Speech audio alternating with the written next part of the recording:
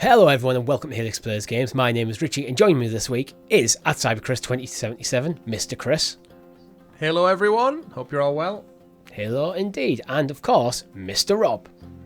Hello, again, just a regular hello from me. Yeah, just a regular hello. How are you both? I'm doing pretty well.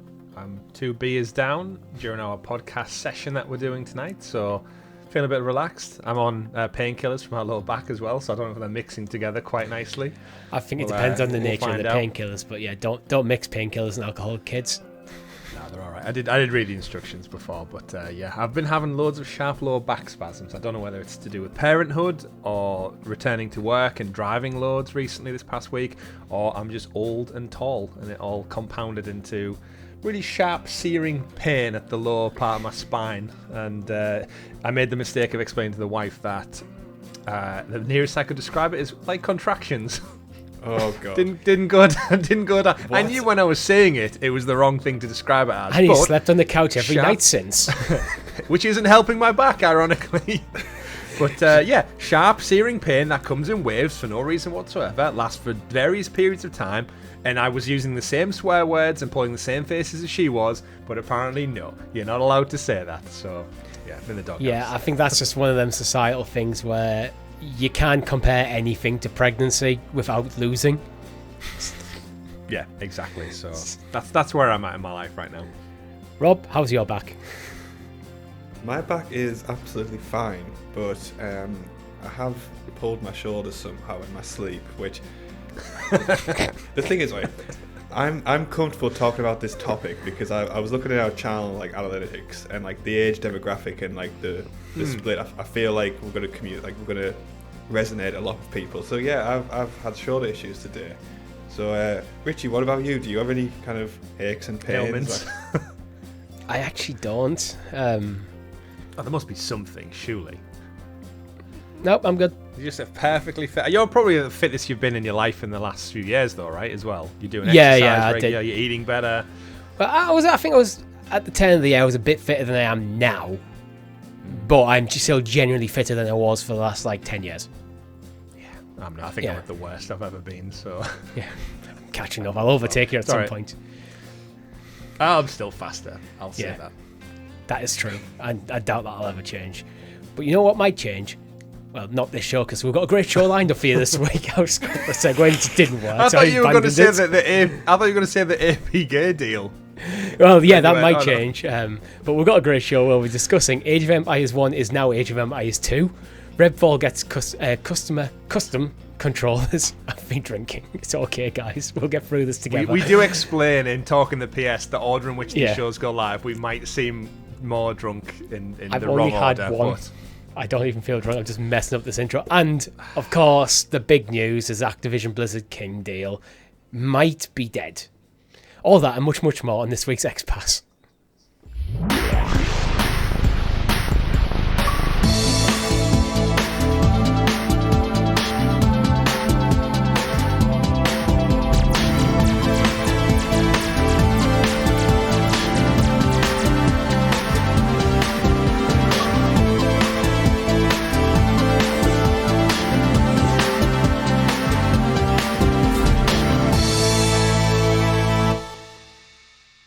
Before we get into it, make sure if you haven't already, you like the channel, subscribe to the channel or your podcast feed of choice with notifications turned on so you're kept in the loop with all of our great content here over at Helix Plays Games, such as our other podcast, Talking the PS, where every single Tuesday we break down all the gaming news that's happened for you in the PlayStation realm. We've got a good show we've just recorded, I thought. Some interesting topics we went through. Yeah. Our new show, it's no longer a tease. It's coming up this week. We're about to record it. After this, we finish recording this show. Lunar Listening, episode 1, will be with you now. Well, not now. We haven't decided what day we're releasing it. It's this week. It's coming. We're no longer teasing you about it. It's imminent. And we'll be pissed for recording it as well. Amazon Luna might be checking in, going, they've launched the first one. Let's see what they're doing to talk about our brand and our new product that's just launched. And we're all there going, this thing called Luna, right? It's pretty good, you know? It's pretty good. Yeah, it's pretty good. Yeah, it's like, I like it because it's purple. You know what Amazon is? Amazon's loyal, right? And that's what... Yes, absolutely. We also have our Anyway. live streams where me and Rob jumped into Command and Conquer Red Alert 2 Yuri's Revenge last week, and this week it's going to be Redfall, which is also in the news this week, as you'd expect for a game that's about to drop. It is. It Lots of is. variety on the channel right now. Between like Redfall next week, Minecraft Legends, Command and Conquer, which is a hell of a throwback to a bygone era. The first looks up on the channel, there's Dead Island 2, first-person zombie game. We've got Jedi Survivor first look up. It's we're firing on all cylinders right now, gents. I'm planning to look into Arkham Knight on Luna. I don't know whether it's going to be a live stream or a first look. I haven't decided yet, but I've penciled in for me to do something there because it's now on Luna Plus. We'll talk more about that on Luna Listening. And you've not played it before. I've never played it before, so it makes me the perfect person to do the first look. Rocksteady's last game. Yeah. And we're still waiting on Suicide Squad till next year now, so worth checking out. You've got time, Richie. Yeah, I mean, the games that have always been on my radar, but just for whatever reason never played. And I've always thought, if it comes to a platform I have, like I get a PlayStation Plus or a Game Pass, that's the perfect time. And then, of all things, it came to Luna. So, well, I'll play it on Luna. Because Enjoy. I can. But we also have a Discord server. Links in the description for all our socials. Gentlemen, have you been playing anything interesting this week? Now we're on Jedi Survivor. We won't talk about it too much as we did on Talking the PS, but I played a bit more Minecraft Legends. Tried it on my phone with the Razer Kishi. Does not work. It does not. I mean, it works, but it doesn't translate to a smaller screen as well as I'd hoped it would. So I decided the best place to play is on the TV. I dabbled a little bit in FIFA, but for me it's been chipping away at the old Sackboy, and now I'm on to Jedi Survivor as my big focus point for the next probably couple of weeks, because I'm no longer able to commit as much time as I probably would like to, so it's going to last me probably well into the summer, is Jedi Survivor, but I'm looking forward to it. Cannot The wait. realities of parenthood have finally settled in.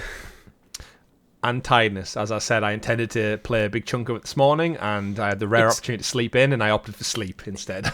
Is it that thing where, like, when you're tired, where technically you have the time, but because you're tired, you just want to do something more passive? Yeah, just Like, sit and I mean, you can't get scroll. more passive than just being asleep, but, like, sit, watch a movie or a TV show that you can just, like, zone off to. Yeah, well, we play a lot of white noise for the baby at the moment to just kind of like zone her out so she doesn't get distracted by like things going around the house, and it puts me to sleep as well. So just the calm and relaxing noise of like the sea, the ocean, it works too well on both adults and babies apparently. So yeah, I'm just catching those Z's when I can, but playing games when I can as well. And the best thing for me is when we do it on the channel, because that's like a dedicated time I can put aside and say like I get to play games for 2 hours. So yeah, looking forward to it. I might join you on the Batman one. Yeah, I mean, today I actually got a slight insight into what it must be like being a parent, because I was at my nephew's birthday party, and one of my nephews, 1 year old, with what I can only describe as the stickiest hands known to man. It was a cake situation. I'm sure the parents at home can imagine. Looked at me, looked at his hands, started giggling, and just ran his fingers right through my beard, and then started like laughing hysterically. So this was like a premeditated example of absolute chaos in this child's mind, and I was like, cheers for that. I'm interested to know what your cleaning process was for the beard. Like, did you go wash it over a sink? Did you wipe it with a handkerchief first? Did you just eat? Did you save the crumbs for later? Like, what was the approach? Well, for audio listeners, my beard's a bit longer than usual at the moment because I've just been lazy in terms of trimming it. So it's been about 2-3 weeks since I've trimmed it. So it's got a bit of girth. You can get your fingers right in there as well. Oh, don't say girth for your beard. But yeah, I just kind of had I was at my brother's house, just go to the sink and just wash my face. Just what can you do? The most important thing, Richie, is how are you going to take revenge? Is it going to be like orange juice over the head type of thing, or like drop kick to the face? What's it going to be? Like you can't let something like that sit, or all the toddlers will know to mess with you, Richie. So what's the revenge?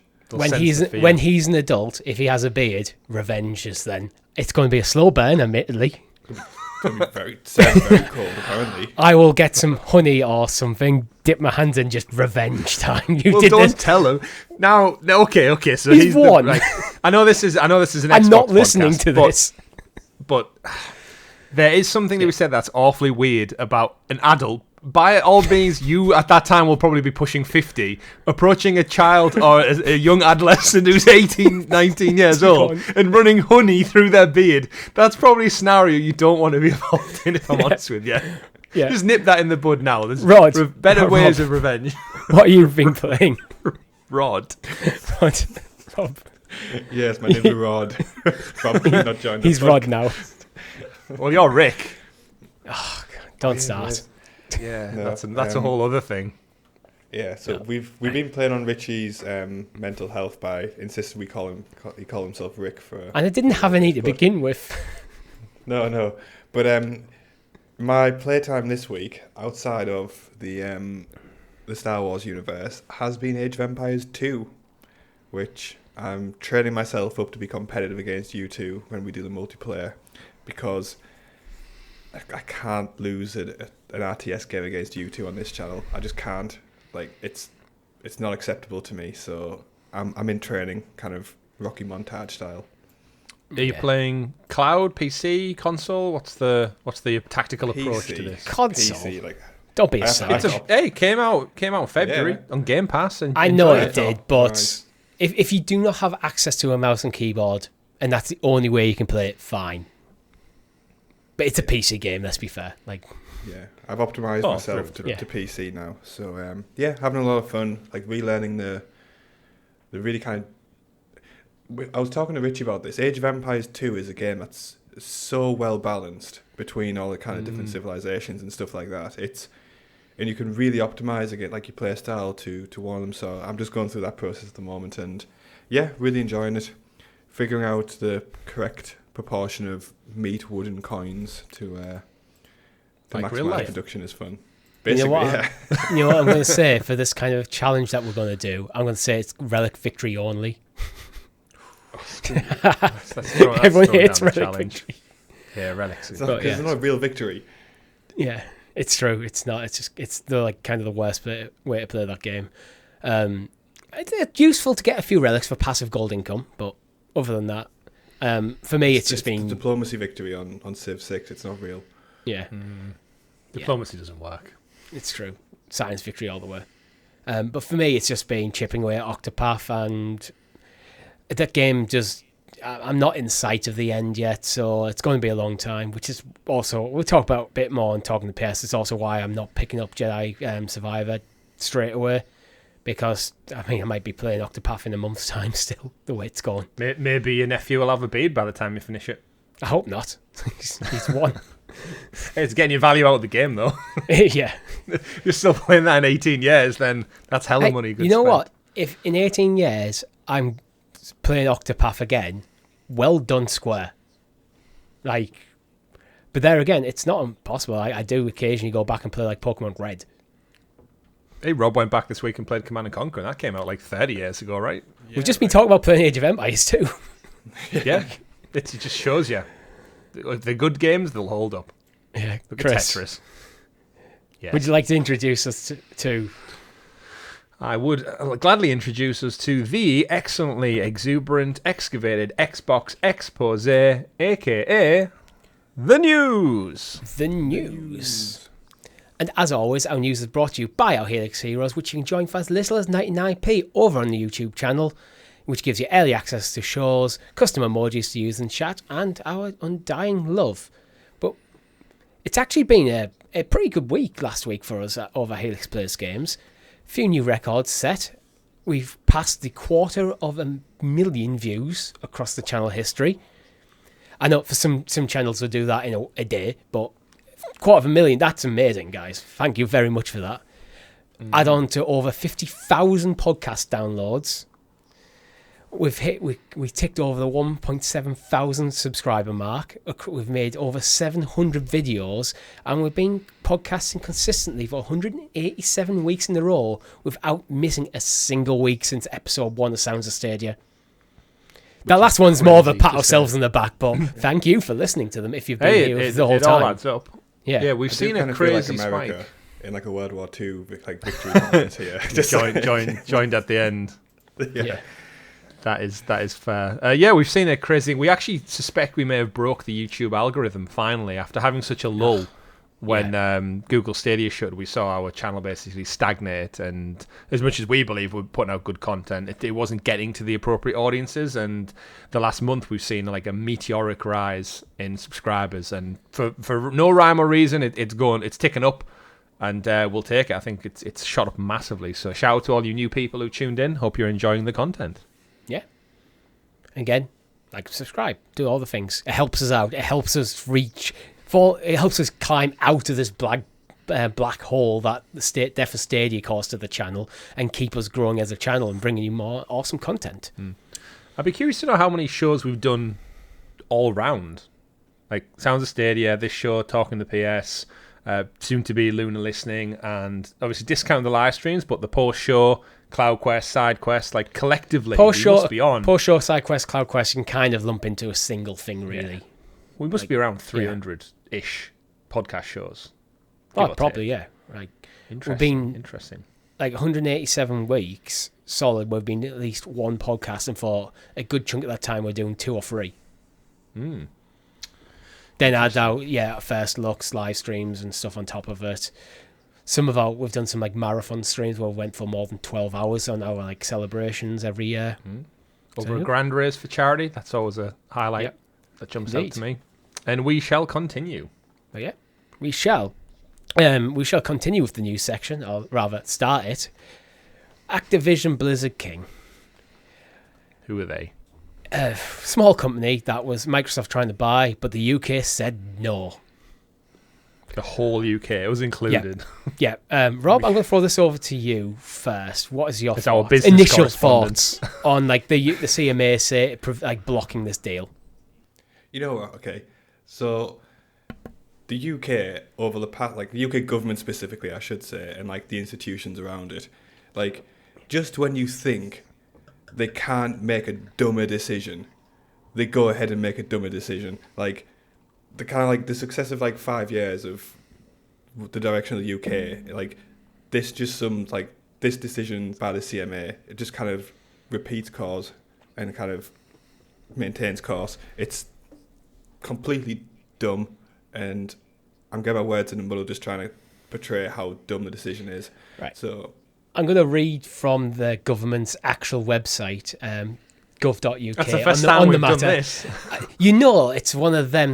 It's one of them podcasts. If I have to read from the UK government's fucking website, like it's not a good show. Sorry, guys, but this is the biggest news in gaming at the moment. The CMA is preventing Microsoft's proposed purchase of Activision. Forget to mention the Blizzard King part, but okay, we'll move on. Over concerns the deal would alter the future of fast-growing cloud gaming market, leading to reduced innovation and less choice for UK gamers over years to come. So that's the opening line. Microsoft's solution, the final decision to prevent the deal comes after Microsoft's proposed solution failed to effectively address the concerns in cloud gaming sector. Outlined in the Competition and Markets Authority, the CMA's provisional findings published in February. Microsoft entered into a $68.7 billion deal to buy Activision, one of the most popular video game publishers in the world, in January 2022. The CMA launched an in-depth review of the deal in September 2022, and in February 2023 provisionally found the merger could make Microsoft even stronger in cloud gaming, stifling competition in this growing market. Right. So the strange thing about this, okay, cloud gaming has been like essentially the failing point of this deal from these comments, what we can kind of assess anyway. But yeah, Microsoft is the only one really, excluding GeForce Now, which just for all like as kind as you can be, just aren't on the same level as like. I've literally signed a deal with Microsoft regarding this deal. Yeah, so they've said it's going to be cloud gaming, which is the blocking point to this. Yeah. Microsoft is the only big player which is really, really trying to push cloud gaming. And it's not their fault that competitors are failing and, to a degree, unwilling to keep up with them. Yeah. It's ridiculously unfair. Yeah, Google threw in the towel, so they get penalised for that because another company failed epically at it. It's like, well, yeah, they have 60% of the market because they're the only ones who are bothering to invest and put the right things in place to make it grow. Like most of the growth arguably is pushed because of their investment, their own money spent. And it honestly, it baffles that this is what it came down to, was cloud gaming. Like, they say in the article, they go on to explain, they say on the official government statement, that the cloud gaming is going to be worth essentially equivalent to the entire music industry in the UK from 2021, which shows we know there's money in gaming. It's the biggest industry out there of entertainment. But for them to put that on cloud gaming and saying that, well, you already have a big head start, so this will help you even more. It's like, well, yeah, no shit, that's capitalism.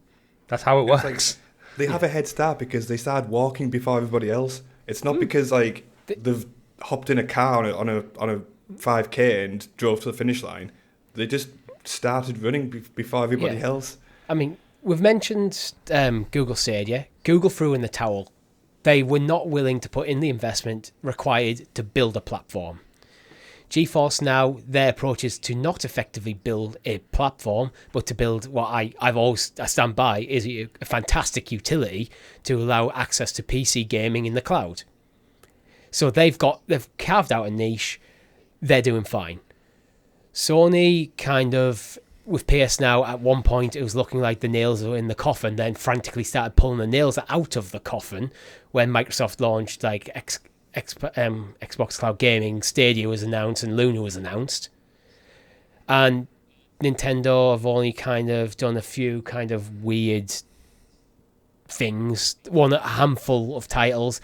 So they're dipping the toe in the water, but they're almost not referring to it as cloud gaming unless you look at the fine print. So Microsoft having 60 to 70% of the global cloud gaming market makes absolute sense because the biggest competitors they have in Sony and Nintendo don't seem to care about it that much.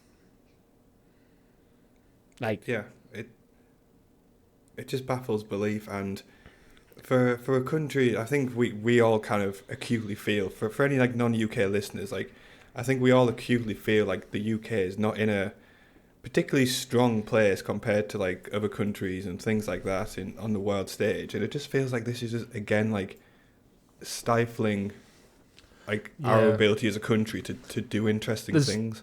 There's things twofold for me that really kind of bug me with this is the people who work at the CMA, like what's their history and experience in this industry? Because I just get a big underlying feeling that the people involved in this, like the panel or whoever, the people who gather the evidence, they just don't understand the way the industry works, and they're kind of doing what most kind of independent adjudicators do and gather as much information and evidence as they can and make a case for it. But I feel like the games industry is so unique in its nature and the way they're developed and the time and the way the enthusiastic audience are so ingrained in it, way more than movie, TV, music and stuff. Like, I'm sure there's crazy fan people out there who do track down Taylor Swift's daily goings on and stuff, but it doesn't work on a scale that the games industry does. And then secondly to that, Activision's an American company, Microsoft an American company. What the fuck's it got to do with the UK? Like, what is anything our government thinks got anything to do with an American company? I get the trade here, but could they not just do that internally in the States and then go, that's our business now, it's our money? Like, I understand it's got its things entrenched in it, but you know what I mean? Theoretically, I think they could, but what it probably mean is Microsoft can't trade in the UK. Because that's going to benefit UK gamers then. Exactly. It's so stupid. I don't know. We're talking about weird international laws and stuff, and there might be things like the partnership agreements between us and the US to say if one of us blocks this, then we all block it, kind of sort of situation. like a NATO agreement. These kind of trade deals and stuff without going too deep into it, because quite frankly, I just don't want to dig into the nitty gritty of how every bloody international trade agreement works.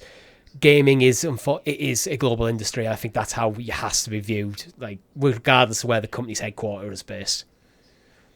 But but the best way to sum it up is it's like Disney being blocked from buying another IP because the MCU is doing so well.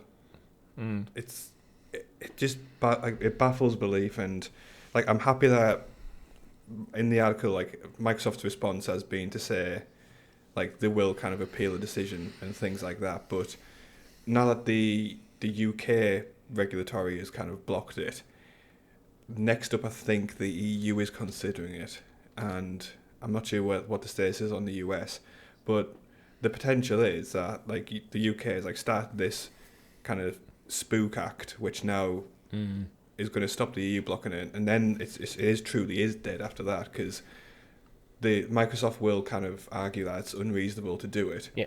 But then the counter to that is going to be, well, the EU did it as well, so it can't be that unreasonable. So yeah. So the CMA did address the concerns with Microsoft about it, and reading again, going back to the government website, Microsoft submitted a proposal to address some of these concerns, which the CMA examined in considerable depth. Blah blah blah. Goes on to say Microsoft's proposal contained a number of significant shortcomings connected with the growing and fast-moving nature of cloud gaming services. Fast-moving is a bit of a stretch in my opinion, based on our coverage over the last 3 years, but we'll move on. It did not sufficiently cover different cloud gaming service business models, including multi-game subscription services. It was not sufficiently open to providers who might wish to offer versions of games on PC operating systems other than Windows. It would standardise the terms and conditions on which games are available, as opposed to them being determined by the dynamism and creativity of competition in the market, as would be expected in the absence of the merger. So let's address these points one by one. It did not sufficiently cover different cloud gaming service business models, including multi-game subscription services. What on earth does that actually mean? Because I'm not sure. Are we talking like Ubisoft Plus is a multi-game subscription service? Yeah. Or EA that's Play why or I'm like thinking. But Activision Blizzard King does not currently have one of them services. So it's not removing it. Yeah, it doesn't exist. So worst case scenario, the status quo is maintained. I think they're saying it's if all the Call of Duty games were like exclusive to Game Pass, for example, is they wouldn't be elsewhere. And they've not sufficiently said... But like, they've signed deals left, right... Signed deals left, right, and centre to say that these will not be exclusive. They're on the record saying that this will not be... we're happy for Call of Duty to not become, like, exclusive. Well, that's the weird thing that, obviously, behind the scenes, we don't know what Microsoft have actually said they are willing to share. So it's all well and good saying we've signed a deal to intend it, but then behind the scenes, the finer detail might be you also ain't getting any Microsoft exclusives on GeForce Now, for example. Call of Duty is limited to 10 years. And maybe, again, playing devil's advocate, the CMA look at that and go, well, 10 years isn't... that's like, what, 2 AAA games, realistically? Mm-hmm. And...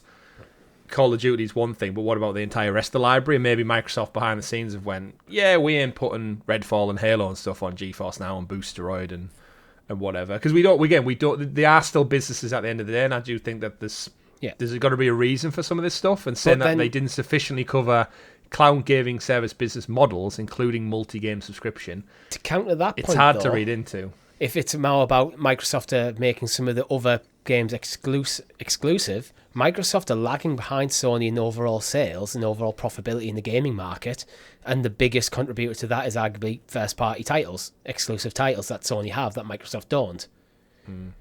So you're saying you can't make games exclusive that are not related to this deal when that's the strength that Sony currently has. Yeah. So Microsoft's growth in the cloud gaming market is probably one of them things that might actually get them on par with Sony rather than... And that, theoretically, should give Sony the kick up the arse they need to kind of sort out PS Now. Well, so it's like... I just... It's a statement that I just fundamentally don't actually agree with. And, like, the next one, it was not sufficiently open to providers who might wish to offer versions of games on PC operating systems other than Windows. Like, who games not on a Windows device? Like, the percentage of people for that is so small. Three main I don't think they should have systems to address that. Yeah, it's like, why would we put our stuff on other things, like just to appease you? Like, we're offering to buy a company. We're not offering to like revolutionize the industry. Yeah, just because we have a platform doesn't mean we're suddenly going to put out versions for every like Mac and PlayStation and other thing. Like, that's not. That costs money in its own right. So I don't blame Microsoft for not explaining how they're going to open up to other operating systems. Like, that's not their problem to deal with. Yeah, even if it is, there's 4 main operating systems as far as I'm concerned when it comes to the PC space: Windows, Mac, Chrome OS, and Linux. Obviously, Windows is Windows. Mac doesn't tend to play well with games. That's more, on, in my opinion, on Apple to sort out, to make their ecosystem more friendly to game developers, to make it easy to port the games across. Because I don't think there's any developer going, we're not going to put games on Macs, because there's loads of people that have Macs, but it's just not worth, when they've looked at it, it's a very close ecosystem, and they've looked at it and went, well, it's not worth the effort. Probably the same with Chrome OS tends to be small, like less powerful hardware, so you're probably looking more to use cloud gaming, which I don't know for certain, but I imagine Xbox cloud gaming works fine over there if you're running it through a Chrome browser. Right? Yeah. And Linux is not a single operating system. It's kind of the wild west of a million different operating systems that are kind of put under the same umbrella, and that community will figure it out. Like, that's what the Linux community is. Yeah. Just ask Google how it worked out opting for Linux. And, well, look, what Steam is now popularising Linux more and more as a gaming platform with the Steam Deck. So I think that will kind of fix itself. The interesting kind of quote at the end of that is, accepting Microsoft's remedy would inevitably require some degree of regulatory oversight by the CMA. By contrast, preventing the merger would effectively allow market forces to continue to operate and shape the development of cloud gaming without this regulatory intervention.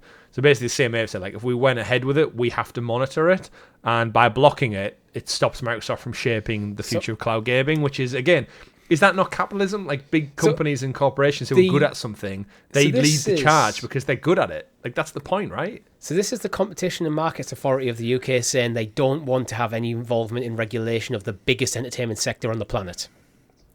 I mean, I'd prefer they didn't, because I don't think parties who don't know what they're talking about need to be involved. It depends on the degree they're involved. I think they should probably develop a team who do know what they're talking about. Who can? It doesn't have to be nitty gritty. Not all regulation is terrible.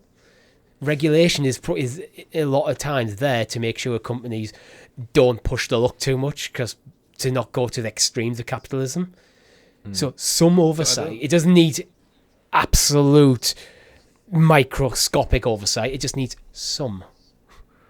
I'm trying to work my way around this mental gymnastic thought where it's a regulator is saying shouldn't exist. That's basically what they're saying. No, they're saying we as a regulator are going to regulate a deal within the free market to enable the free market to continue without us regulating. Yeah, I'm kind of reading this as them saying we don't want to do accepting this deal will make our jobs harder and we can't be bothered to do it. Sounds like the government through and through.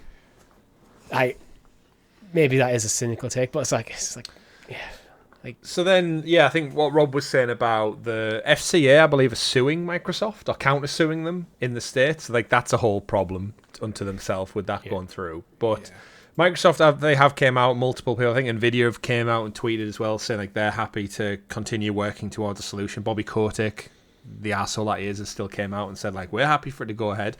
Remember, within this deal, there is a cut-off point where if Microsoft can't get this over the line by a certain date, they have to give Activision's team $3 billion as like a parachute payment for it taking so long. So that date will come eventually.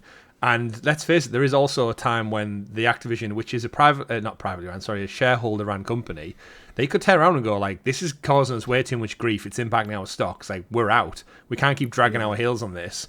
And it could go really south for Microsoft as well. The longer it goes out, there's more inherent risk involved. So I'd imagine in a deal of this size, every kind of possible route has been thought of, scrutinised, and wrote into deals with all the clauses and stuff. And that's how we know there's like a $3 billion payout if it doesn't go through.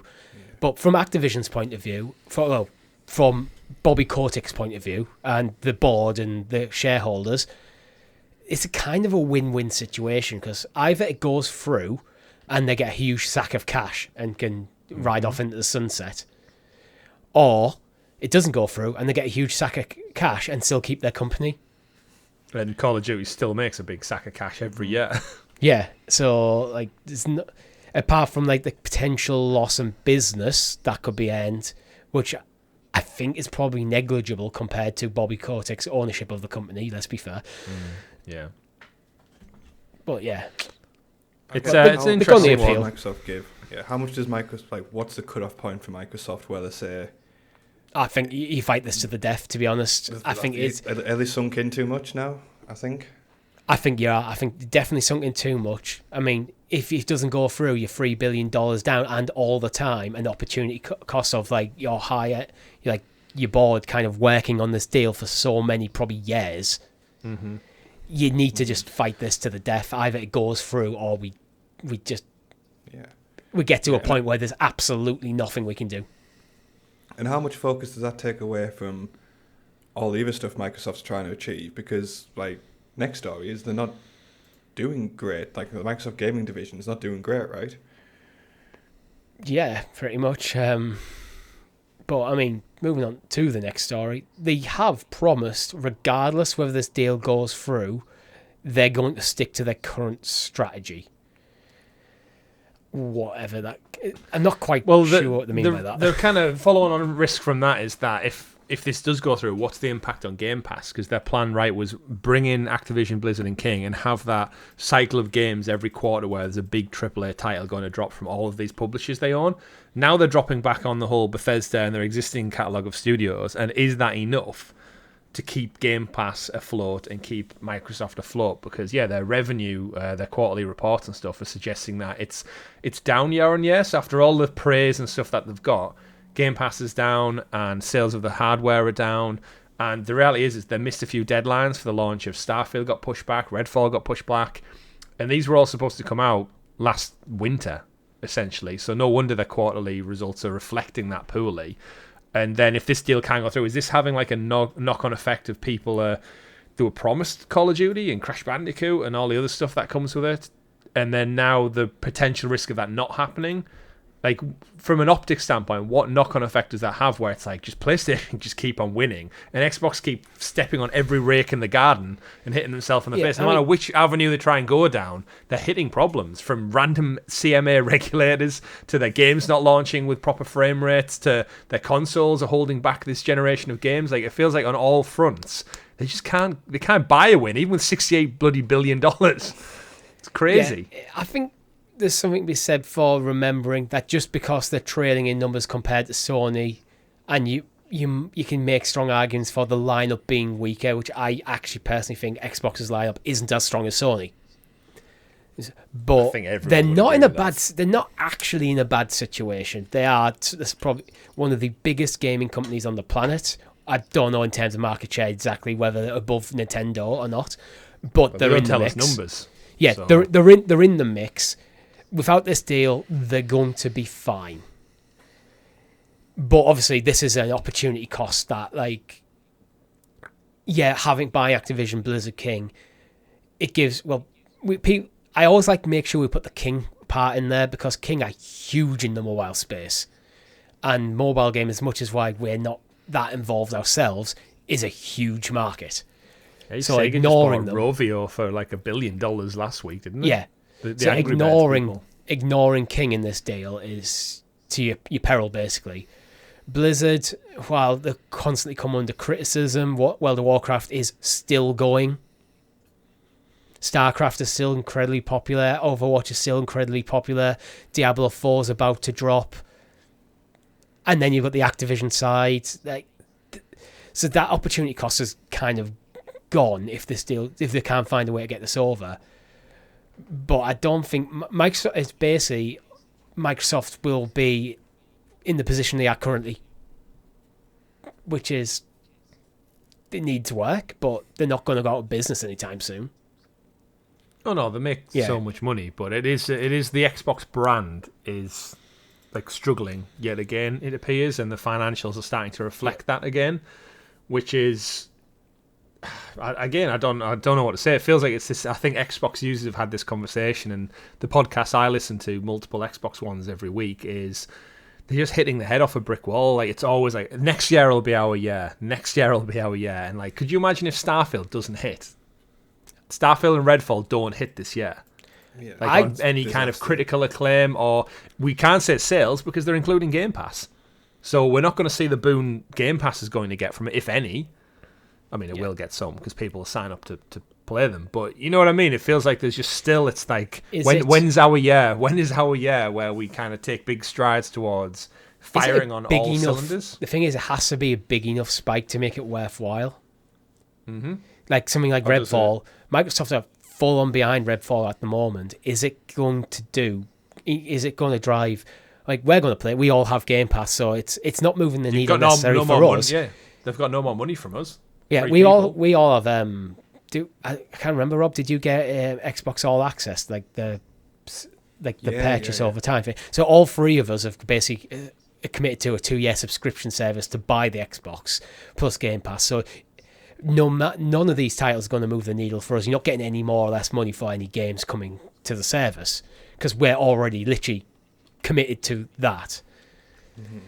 But to drive Game Pass subscriptions, which seems to be the way the focus of the business model, these games do need to hit a bit. Otherwise, you just get to the point where everything's just fine.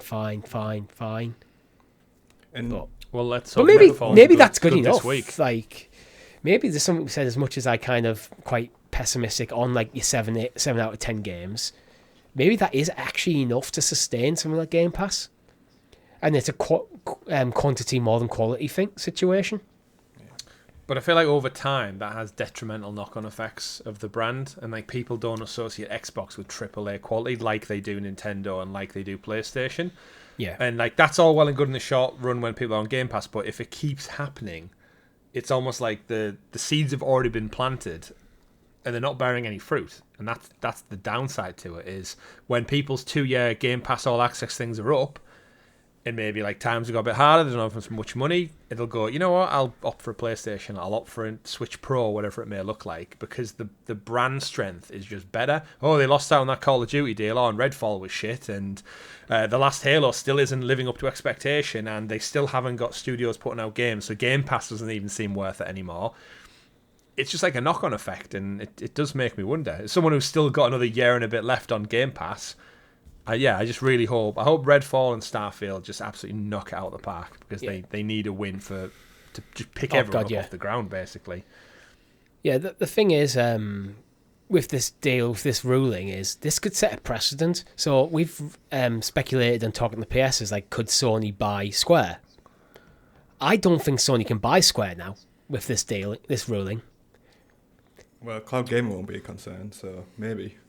We're not even involved in that market. Yeah, but you could argue that Square are kind of the market leaders in an entire genre of gaming. But in like the JRPG genre, like there is other players, but when you think of JRPGs, you usually think of games made by Square Enix. Do we think it's just the sheer size, the number of cost that's got everyone's attention? Like, I feel if Japanese company Sony buy Japanese company Square Enix, the UK has got nothing to do with that. I think it's just because it's 68 billion, everyone's gone, oh, that's a lot of money. We need to check the size this deal through, because on the side of the deal could have significant impact to the marketplace. So obviously, I think it's absolutely right. International regulators do scrutinise this deal. I just kind of largely disagree with their decision. It's the reasons behind the decision more than the actual decision itself.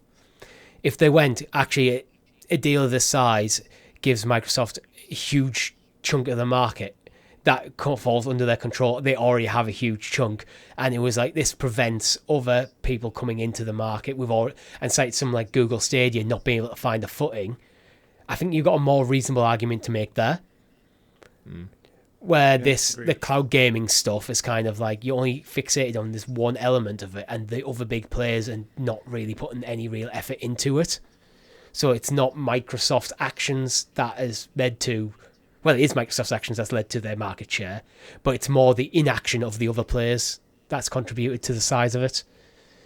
If Sony put the same effort into PS Now as Microsoft did in Xbox Cloud Gaming, that 60-70% is more like 40%.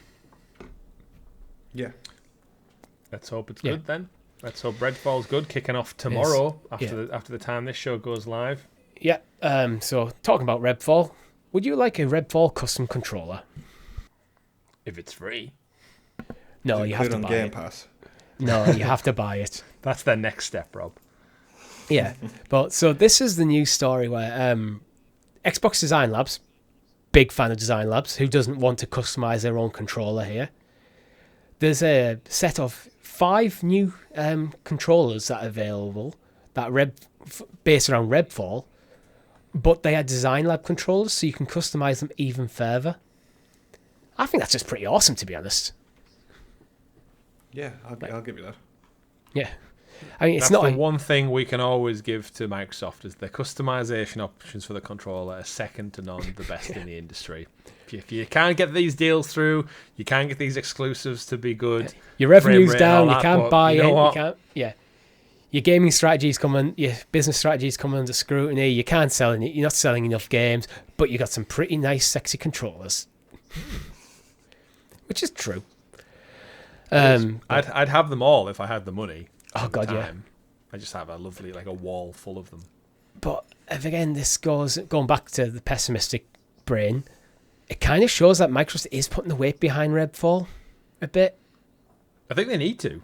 They do. If this was on the flip side and it was Sony this year, this is equivalent to their, like, so far all we're aware of is like Spider-Man 2 and Forspoken. I guess that's all they've really had out this year. So this is Forspoken for Microsoft, and Starfield will be their Spider-Man 2. So I guess if you've got 2 beats of the air to drive home, this is the one, right? So interestingly, Pure Xbox have done a poll asking their readers, "Are you excited to play Redfall on Game Pass?" And there's over 2,200 votes at the time of recording. 19% said, "Yep, been hyped since they first announced the game." 27%, "I'm pretty excited, yeah, new Arcane is always good." 14%, "I'm cautiously optimistic, but will be waiting for reviews before playing it." 24% have said, "Meh, the lack of 60 frames per second has really dampened my excitement." And 16% said they're not bothered in the first place. It kind of split quite evenly there. Yeah, like but it's leaning very slightly to positive, but pretty I'd much say- down the line, right? Yeah, I'd say it's largely positive or cautiously optimistic, and bear in mind, which I would actually put in the positive category, bear in mind this is on Game Pass. So there's no financial, if you have Game Pass, you don't have to spend more money to try it out. And that's the weird thing, isn't it, with Game Pass? Though, is like Microsoft come launch day, they get no additional money for this game. So whether it does good or bad, there is no, like, obviously you can buy it physically, you can go out and buy a copy, Yeah. but everyone who's got an Xbox has Game Pass, right? Like, I don't know anyone who's out there just actively putting down $70 for Redfall this week when like it's not you could gonna just happen, sign up right? to Game Pass and have that, and then the entire library as well. But that But might I actually just be, hope it's good. that might just be the success of this game because it's on Game Pass. There's no reason to not try it. So even if like critics are kind of like, if it's like 8 out of 10, where a lot of people go, yeah, you know, I've got other stuff to play. I've got Jedi Survivor sat there, Tears of the Kingdom's around the corner. It's like, you know what's on Game Pass? I'm going to give it a go. Then people fall in love with it, Yeah. and it finds its community. Yeah, Game Pass is like the equivalent of like free to play for Xbox users. Oh God, yeah. Where it's just like, oh yeah, it's free. It's free to play. Like us three are on all access for another year and a half at least. Every game they put out, first buy, it's free to play to me because I've already sunk that cost. I'm committed to it. I don't miss it every month. In my mind, the cost is for the console. Getting Game Pass is effectively. I know that's not how it actually is. I'm paying for Game Pass as well. Yeah. But yeah, so it is. It does feel free. I hope this story just gets its teeth in me, and I'm like, oh yeah, I can't wait to play Redfall. I want to keep going back to it. Like if we play it this week on live stream with the awesome community out there, and it does enough for us to go back the following week, like I want to have such a good time that we all consider playing it again the next week. And if it doesn't do that, that's troublesome for a game that I've got no financial requirement to. So it's not like I've sunk $70 into this, therefore I'm going to get my money's worth. It's a case of I play it for a few hours, I have fun with my friends, but if I don't want to go back to it the next week, is that not a problem for the game? Because it's on Game Pass. It needs to have legs for like 18 months to 2 years to actually get that financial benefit from Game Pass users keeping on the subscription. That's the play for it, and it's a risky strategy, Cotton. I'm not going to lie, but we have to see if it pays off. Yeah, I mean, for me, I want this game to be one of them games where I would quite happily just sit down and play with you guys on an evening off camera. Indeed. Because I mean, I'm excited to jump in. Like, I do really want this to be good. But next story, Age of Empires is DLC for Age of Empires. This is one of them, what the fuck sort of stories, but this is basically Age of Empires 1 is returning as DLC for Age of Empires 2 Definitive Edition. So I actually think this is a weird... I think, well, Age of Empires 1, the original game, I don't think they brought out in the Definitive Edition. So what they're doing is releasing this as an expansion pack for the Age of Empires 2 Definitive Edition. It's a weird move. I thought we did get a Definitive Edition for PC. Is this the console version? Not to my knowledge. We did got Really, no. a Definitive Edition of Age of Empires 2. I never played Age of Empires 1. I think it was just a little bit before I got into the gaming as a kid. So I've never ever played number 1, I don't think. I think I did play, but it's Age of Empires 2 that I have the memories of. Yeah, Age of Empires Definitive Edition came out in 2019. Oh, all right. So it does exist. So that this is just a DLC. If you own Age of Empires 2, you get the first game at a cheaper... Because it essentially runs on the same engine, right? Like the 1 and 2 don't really function or look, especially in the remastered version. You would imagine the studios just used the same assets and just tweaked it for the campaign and the extra characters and such like that. So yeah, I guess if you have Age of Empires 2 available now on console and cloud, then it's maybe a quicker way to get the first one into the game, if that makes sense. Just kind of inject it in there rather than having to launch a new game of its own right. I mean, 2's the best. We all know 2's the best. So Yeah. But, I mean, Age of Empires 1 had to walk so 2 could run kind of situation. Like, I don't know, it's the words that I never expected to ever say. Age of Empires 1 is now DLC for Age of Empires 2. But... Return to Rome. Yeah, that's what it's called, the Return to Rome DLC. So, like, yeah, fine, good. It's on Game Pass, so I have it. Well, Rob will be playing it. Yeah. And then we'll play Age of Empires 4, who no one played on stream. No, I didn't. I play Age of Empires 4 for fun. Okay. You're the only person. Not even work. I just play for fun. Yeah. But should we move on to what's coming out in May? So, list of games coming out in May. Where have we? We have Redfall coming out May the 2nd. Hogwarts Legacy, who's coming out on Xbox One on May the 5th. Hey. TT Isle of Man Ride on the Edge is May the 11th. Lego 2K Drive, May the 19th. Amnesia The Bunker, May the 23rd. Warhammer 40k Bolt Gun, May the 23rd. The Lord of the Rings Gollum, May the 25th. Precious. Company of Heroes 3, May the 30th. That's not the full list, it's just kind of short list. Is any of them you want to jump into? Yeah, Warhammer 5000. Put me like in the arms of a space marine, just slaying heretics. Yeah, absolutely. Which one is this? Load up your bolt gun and unleash the awesome Space Marine arsenal to blast your way through an explosion of sprites, pixels, and blood in a perfect blend of Warhammer 40k, frenetic gameplay, and stylish visuals of 90s retro shooters. This is like Doom. The graphics of this look very like Doom. It's like not 64 maybe, give or take a couple of years. Graphic fidelity. It looks fun, I'll be honest. Like, I'm watching the trailer now and I'm like, actually, you know what? It's £16 as well. It's a pretty good buy. Oh, and why not? I've been getting back into the Warhammer world. I don't admit it to anybody except us. And like this kind of and hundreds of people who watch. Yeah.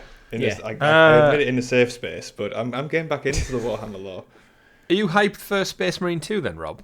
Because that's later this year, right? Yeah. I love the first one. I remember me and Richie watching the trailer, thinking like, I remember watching it along and saying like, oh, it looks like the Space Marine game from like I had it on the PS3, and then it got to the title screen, it was like the sequel. It was like, no way! Like a decade plus later, the sequel is coming. In Warhammer, both 40,000 and like the fantasy one, it's got such a soft spot in my heart for like when we used to paint the little figurines and hang out in my garage with like a big piece of wood covered in sand and glue and little rocks from the garden dug up and stuck down as like monuments. And these games just look great. But this one, I'd never heard of it prior to Richie mentioning it, and just looking at that clip, it's like I'm just getting such good Doom vibes of it, and the world of Warhammer 40k is so good. Then for that price, sounds like an absolute blast for a couple of hours. Yeah, it sounds like great fun. Like, we're all Lord of the Rings fans here. Gollum, doing anything for you yet? I want to play it just out of like a morbid curiosity to see how bad it looks in comparison to Peter Jackson's Gollum and the voice actor compared to Andy Serkis. But I am a massive like Tolkien fan, so I'm kind of like, if I can put aside the visuals of the New Line trilogy, and just enjoy it for what it is, which is, it sounds like a telltale third-person adventure with Gollum. Yeah. Whether I have the patience or the time to play it at the end of the month, we'll see how far through Jedi Survivor I am. But beyond Star Wars, I've got no games in the pipeline for the rest of the year. So if I've got something I need to play, then that's probably the top of my list, actually. I'm kind of, for me, this is one of them games where I would quite happily not play it until it inevitably drops like Game Pass or PlayStation Plus at some point in the future, and it's go, oh, you know what? That now's the time. Like, it's not a must play. And again, the problem with this game is May. You bring out a game in May where we have Jedi Survivor and Tears of the Kingdom.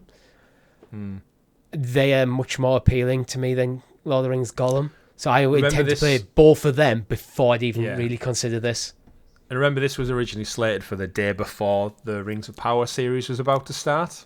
Yeah. And they missed that window, and that would have been the best for them. Wasn't this the first... Next gen. I remember this right. The first next-gen title announced. Yeah. And then here we are 3 years into the life cycle of next gen, and it's missed its boat twice now for marketing and conversation. You know what? It could come out review really well. If someone reviews it who's maybe a Tolkien fan and just goes, yeah, I had a blast. I learned stuff about the lore that I never knew. I had a fun story. The gameplay was exciting. It's like a stealth espionage Gollum game. Then the key for me is it needs to be a good addition to the lore. Mm-hmm. If it's a good, it tells a really good story. It fills in some of the details that you might have been curious about what Gollum was up to in his travels before he was captured by Aragorn, that sort of stuff, and go, you know what, I could be into that. Just is learning that story, playing through that, even if the gameplay is kind of just fine. This is one of them 7 out of 10 games because it's Lord of the Rings. The story might just drag me in to go, you know what, let's do it. But again, Tears of the Kingdom, Jedi Survivor before it. So maybe that means it's months down the line, like back into the air. Customize his little crotch pouch thing, and you can loincloth. Yeah, you can pay for different coloured loincloths for Gollum. Did you guys actually see the controversy around if you buy the deluxe edition or the precious edition, as it's actually called? It comes with you get chucked into a volcano. No, the elves speak Sindarin in their native tongue, and if you don't buy the precious edition, they just speak straight up English. So they're gatekeeping language assets behind. It's a bit interesting that they've obviously recorded the lines, and it would be probably beneficial for the game's quality to have the voice there, but no, only if you get the precious edition. It's one of them things that I think is more controversial because that file will actually be on disc. Yeah. Like, it's an artificial pay gate, Who knows? It almost would have been better off not telling people about that and then, like, announce it later, or we're bringing in DLC so you can all the elves to bring in Sindarin. It's an interesting one. On the flip side, though, I was going to say Lego 2K Drive. I was a massive fan of Lego Racers back in the day. It was one of my first PC games. Driving around as like a little pirate car on the beach and stuff, and collecting colour bricks. I remember that one. It's essentially just Mario Kart, but with Lego cars. You could be the pirate, the policeman, the whoever. No branding, no franchise attached to Lego, as we're familiar with now. It was just, make your own Lego character, make your own kart. Probably 5 maps. Racetracks is probably the max. I had it on PC, and it was super fun. And Lego 2K Drive came out of nowhere. Welcome to Bricklandia. It seems to be the same thing, but modernised. So I'm a fan of kart races. I won't pick it up because I've got other priorities, but I'd check it out one day. If it came Game Pass. Again, this is a total, like, if it was on Game Pass, we'll definitely do a stream situation. Mm-hmm. But just to wrap up the show, we don't usually touch on Games of Gold because, to be perfectly honest, I think it shouldn't exist. It should just be done now, in my opinion. But the reason I am bringing it up is because there's 2 games coming this month. Hoa, which is a travel through the beautiful mythological inspired world of Hoa, plays a titular fairy returning to her homeland to reinvigorate the terrain and its inhabitants. This is a soothing, meditative puzzle platformer. Yeah. Are you interested? I can't say I am. It looks like what was that game you played, Richie? Back Child of Light. Stadia. It's just like it's like the kind of watercolor Lost comic book. Words. Oh yeah, Lost Words. I was thinking more of. Child of Light, but which is kind of fairy tale like action Cute. turn-based RPG. Yeah, but the one that made me want to bring this up is one of the best racing games of all time, Star Wars Episode 1 Racer. Wow, games for gold, smashing it out the park. Yeah, The classic returns. So Another bunga, they're side by side. Take the controls as Anakin Skywalker or any one of over 21 pod races and feel the full force blast of 2 massive jet engines at simulated speeds of up to 600 miles per hour, raining the turbine-driven chariot through 8 spectacular worlds, negotiating through flaming methane lakes, Tusken Raider assaults, and it says gravity. I'm sure it's meant to be anti-gravity tunnels, and much more in a pulse pounding. I guess pulse pounding. Do or die fight to the finish where anyone will do anything to cross the finish line. How far will you go? This game's just straight up fun. Like, it's one of the best. Yeah. Forget Jedi Survivor. I'm all over Episode 1 Pod Racer now. How have we not had a remaster, like a proper follow-up to this? It's all there. It's racing, pod races, and Star Wars. Just put it in Unreal 5, shit it out. It wouldn't take much effort. And then new tracks added every time the Mandalorian show rocks up or something. Star Wars Celebration happens, drop some new content. And this could be a free games as a service. I guess because podcasting as a thing only existed for 15 minutes in the entire Star Wars universe. Right? Is it ever brought You back mean up again? pod racing? pod racing, yeah. Oh yeah, pod racing. Sorry.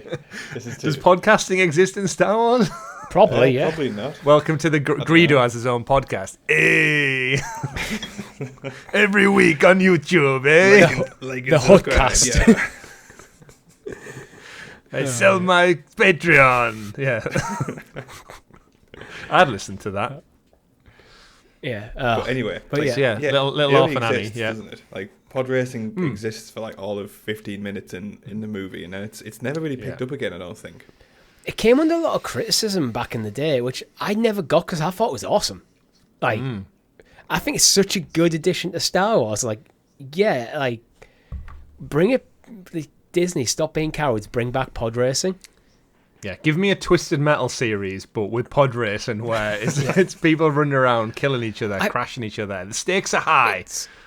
I don't think I'd bring it into a Disney Plus show or a movie. You could maybe touch on it as a bit of lore, but you could just bring this into bring games around it, like a racing game. Get Codemasters to work on it. Partnership with EA. Bring out a new pod racing game.